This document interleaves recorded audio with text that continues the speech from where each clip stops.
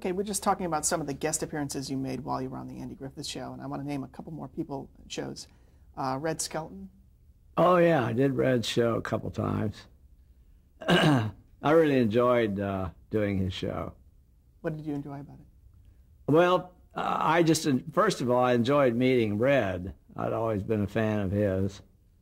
Thought he was a great comic, which he was, and it's kind of a thrill to be on the show. And it was fun to work with him, and he was fun. And I remember he had a famous dress rehearsal each week, and all the people who worked for CBS all around, they would come down and watch the dress rehearsal because he would do all the dirty stuff. Instead of the real lines in the show, he'd throw in dirty lines.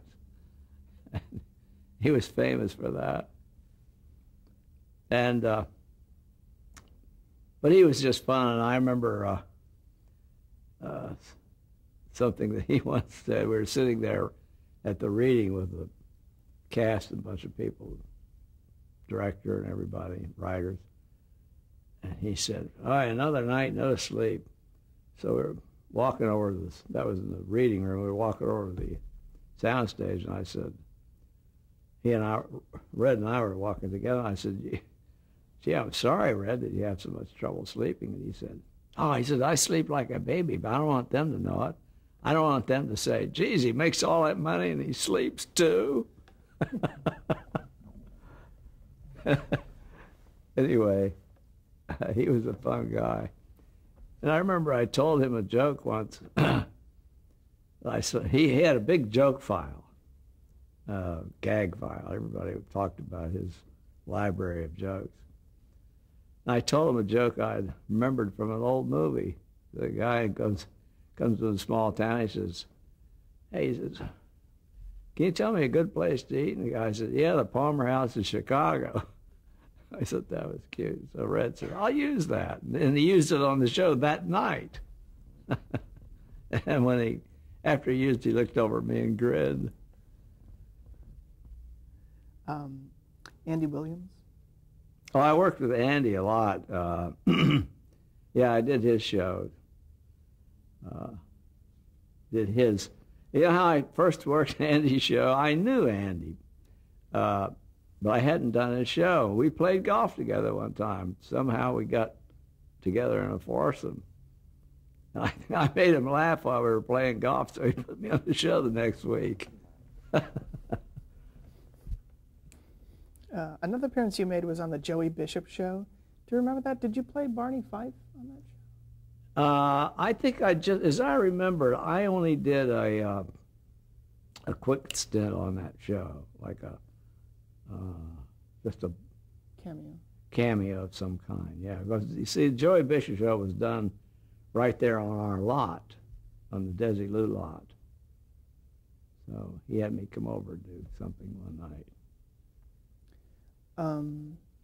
Now, you appeared in the feature film "It's a Mad, Mad, Mad, Mad World." Mm-hmm. It seemed every comic in town did that. Yeah. Do you remember what you did on that show? Sure. I played a guy who picked up Phil Silvers was hitchhiking, and I picked him up, and I forget what he did to me, but anyway, I think he stole my car or something when I stopped to make a phone call, and it was just a one scene. Everybody, almost except for the leads, of course, everybody had like a cameo where you were just in one scene. I actually did two scenes, but they cut one of them out. And was it a one-day shoot? Yeah. No, I had 2 days. 2 days because I shot two scenes. Do you remember working with Stanley Kramer? Sure. Can you describe him? Well, he was a good director. I remember they shot in CinemaScope. There's a great big wide lens camera. And I remember we shot the scene, and I said, "What about the close-ups?" He said, "What close-ups?" Everybody's close-up. And he was fun. A long time after that, they were going to publicize the film, so they brought Jerry Lewis had a television show then. They brought all the the actors they could find, all the comedians they could find who had been in Mad Mad World. And we did a promo on Jerry's show. So all these guys, Milton Berle and Phil Silvers, Jack Benny, you name it, they were all there. It was really astounding. And they did a gag with me where they had to use that nervous character again. So they had Stanley Kramer and I do a little bit where I would present was supposed to present this some kind of an award statue to Stanley Kramer, but they made it out of some kind of plastic. I forget what material, but it would come apart, it would crumble. And I was nervous. As I kept talking to it, it kept coming apart. So finally I had him like one little foot or something. I remember how nervous Kramer was the way we were doing this bit. And I kept saying, Stanley, for God's sake, this could be in the palace. I mean, settle down. We had a lot of fun. Now, having appeared on Griffith as Barney Fife, did you find yourself typecast? People want to do that same type of character? Yeah, you do get typecast. As a matter of fact, to this day, I've had a hard time getting other roles because directors will say, well, no, they'll say there's that crazy deputy or whatever. You know, they just won't think of you as another guy. And I think Barney kind of did me in that way, but I really enjoyed Barney so much. It's okay. I'm not mad at him. I just want to talk briefly about Barney's return on the Andy Griffith Show. You made a number of appearances. What was it like coming back to the set? Well, that was fun. And I'd been doing movies, so I'd come back and kid them about the small screen. I'm not used to the small screen. And actually, Alan Rafkin, I think, directed the first two of those. And you were doing features with him as well. So he was going back and forth. Yeah, yeah. Do you remember working with Lee Phillips, one of the directors, on a couple of those? Yeah, I remember the name, but I can't remember. Yeah, I don't have a good memory of him. So what was your reaction winning an Emmy for making your guest appearances on Andy Well, Griffith? I almost got embarrassed after a while. It was my fifth one for the same role. But I was thrilled. I was still thrilled. I would have gladly gone up and taken a sixth if they'd given it to me. Now, you appeared on the premiere episode of Mayberry RFD. This was what the Andy Griffith Show became when Andy Griffith left. Do you remember being on that first show? Mayberry RFD, I don't think I ever was on that. I don't think so. Okay. One area I want to talk about briefly is during the 50s in Hollywood. This was the era of the blacklist in Hollywood. Did you ever run across anything? Were you aware that there was a blacklist?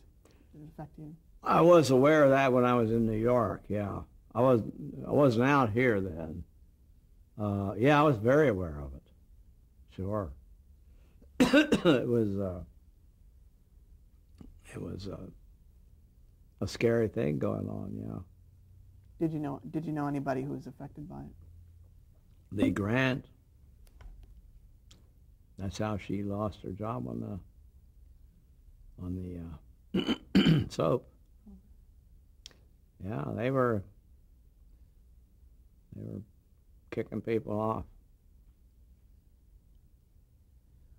Did you have to sign any loyalty oaths? No. You were never questioned about? No, I was never questioned.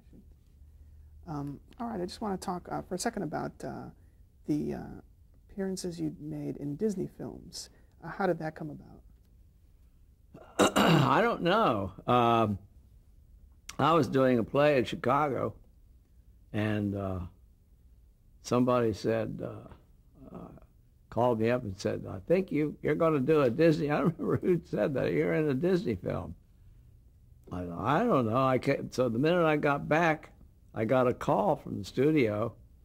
Norman Tokar was the director. Was going to direct a picture for Disney called The Apple Dumpling Gang, and he cast Tim Conway and me as the Apple Dumpling Gang. And that was my first Disney picture. I think it was not Disney so much as it was Norman Tokar who cast us. So you didn't have a contract with Disney. You did one No, then they signed me to a contract. Okay. After we did the first one, they gave me a 5-year contract. I did, I think, 6 pictures for them altogether over the next 5 years. Now, most of those were with Tim Conway. Could you talk about him? No, they weren't. I did 2 with Tim of the 6. Okay. But Tim's a funny guy. He's a great comedian. Everybody knows now. Tim Conway is a wonderful comedian. And I had to change my style a little with Tim because Tim's the real crazy one. You know, whereas Andy pulled back for me, I had to pull back for Tim because he was the guy doing the really crazy stuff. So I was still being a comedian, but in a different way because I had to play straight for Tim too.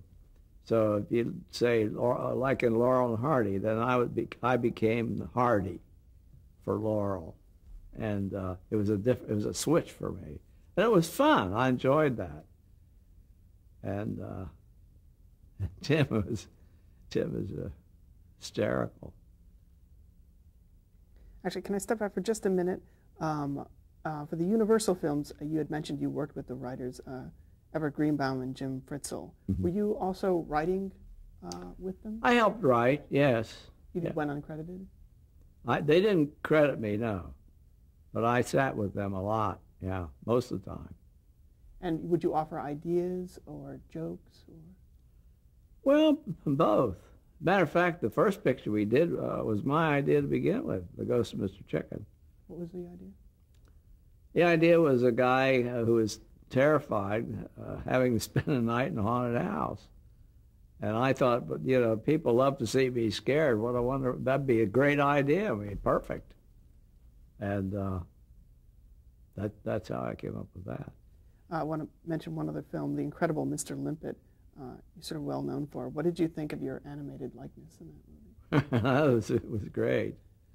That was a wonderful movie. Did they show you the drawings before?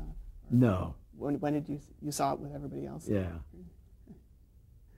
John C. Rose produced that. He was terrific. He was very meticulous with that picture. It didn't, incidentally, it wasn't a hit when it came out. I wasn't a movie name then, and Warner Brothers, who made it, they didn't push it. They didn't push the picture at all. I don't think Jack Warner ever quite understood the movie or something. And it didn't, but as time went on, it just picked up steam, and then on television it became very big over the years. Did you meet any of the brass at Universal, Lew Wasserman? Oh, sure. I worked very close with Lew because he hired me. He's the one that brought me over there. Could you describe him for me? Well, Lew Wasserman was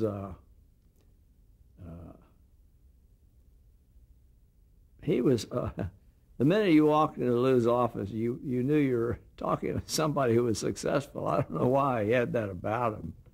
I remember when Mr. Wasserman would come out, he'd say, well, Lew Wasserman has to go to London, and there'd be a limousine out there, and he would come walking out of the building and get in the limousine with nothing but a briefcase, and they're going straight to the airport.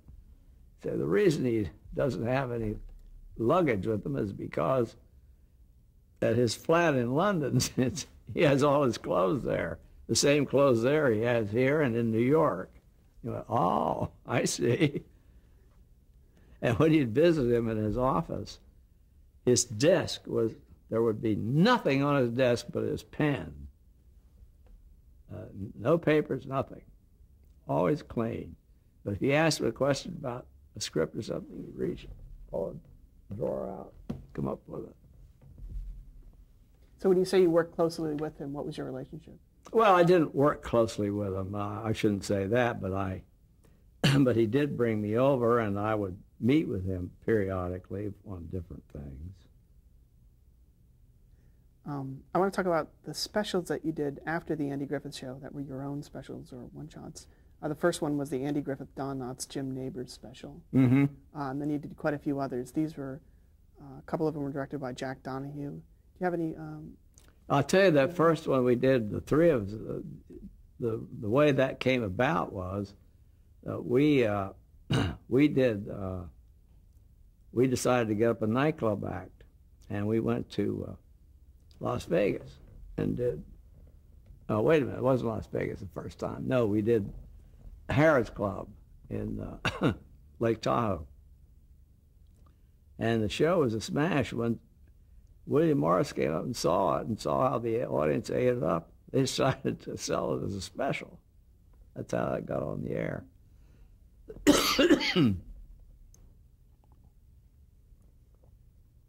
Did you do any writing for these specials? Oh, yeah, sure. Any specific examples? Oh, I don't remember exactly. But I was always involved in the writing. One called the Don Knotts Nice, Clean, Decent, Wholesome. Yeah. Now that I think that was the brainchild of Bill Dana. Is that right? Well, Bill and I wrote that together. We couldn't finish it though. We wrote up to a point, and about halfway through we gave up. And so I took it over to Nick Vanoff was going to produce it. And he put a couple of his writers on it. I can't remember their names. They're from Canada. Anyway, they finished it, and they did a wonderful job. And the show was a big hit. What was it about? What was it? Well, the idea was that suddenly everybody was taking their clothes off in movies and theater, and censorship had just come down suddenly with the Supreme Court decision.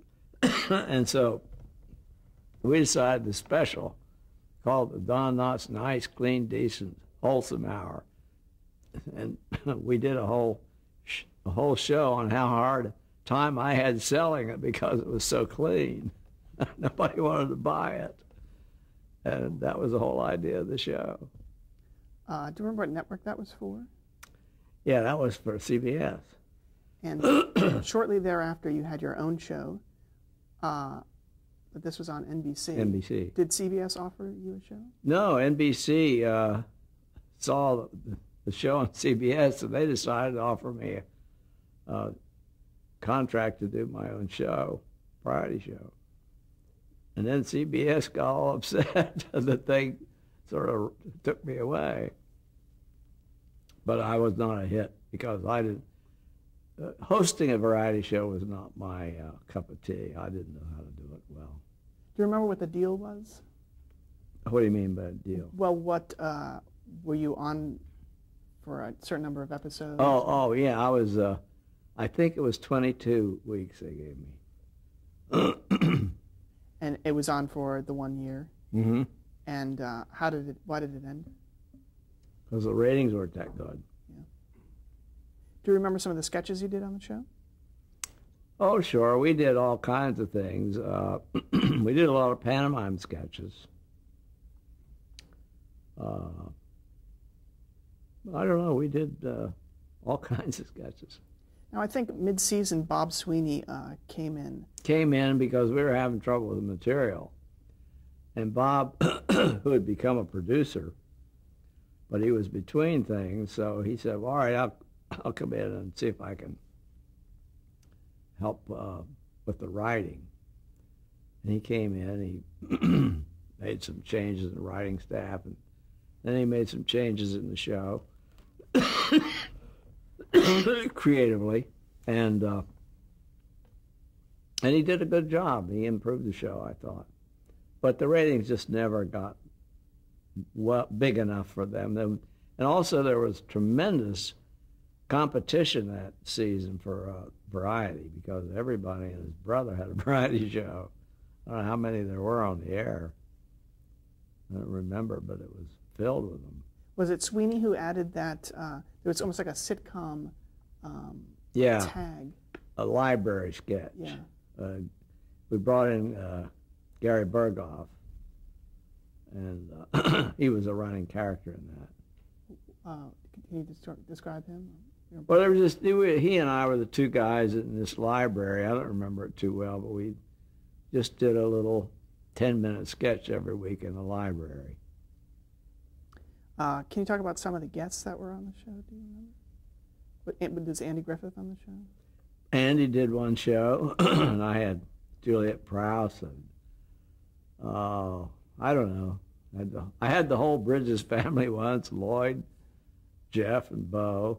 Were you close to Lloyd Bridges? You seem to work with him? No, I didn't know Lloyd that well. I just happened to work with him on a couple of shows. I knew him, of course, but not real well. And we had the Carpenters. I think that we were the first show Carpenters ever did. And do you know who booked them? How that came about? Yeah, Nick Vanoff booked them in. And then my manager became their manager. Sherman Bash was my manager. You also had the Steve Allen regulars on at one show. Oh, yeah, we had the whole Steve Allen cast. Steve and Tom and Louie. Union. All right. Some of the other things you did, now after that show ended, you appeared on Here's Lucy. Yeah. Can you talk about working with Lucille Ball? Well, Lucy, I had worked with Lucy on that special with Jack Benny and all those people. I don't know if I mentioned her, if she was in that too. And Lucy and I always got along great, and she was fun to work with. She thought my characters were funny. She was a big booster of mine. She was wonderful, wonderful to work with. Very professional lady.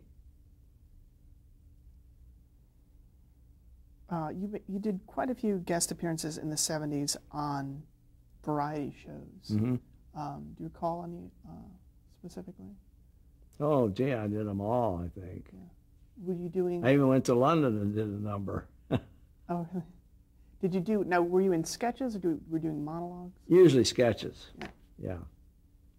Do you remember working with Flip Wilson? Sure. Talk about him. Flip had... you know, I don't remember what I did on that show, but I remember doing it. I remember Flip. He was a funny guy. You did this is a little earlier, Bob Hope Chrysler Theater. I did a lot of Bob Hope specials. Yeah. Do you remember working with Arthur Godfrey on a Chrysler Theater show? I did a television movie. Is that the television movie? Yeah. Yeah, I did that with him. Yeah. All right. Do you remember working on Hallmark Hall of Fame, Man Who Came to Dinner? This is the Orson Welles. Oh, sure. We did that in England. That was quite an experience. Is that the one you were talking about? Yeah. Well, I did a lot of shows from London. That one, the reason I think they did the show in England is because Wells owed so much money in taxes over here, and he wasn't ready to pay it yet. So he didn't want to come into the country, so we all went over there. They used a lot of English actors, too. It was a big cast. It was a wonderful cast. We had Lee Remick and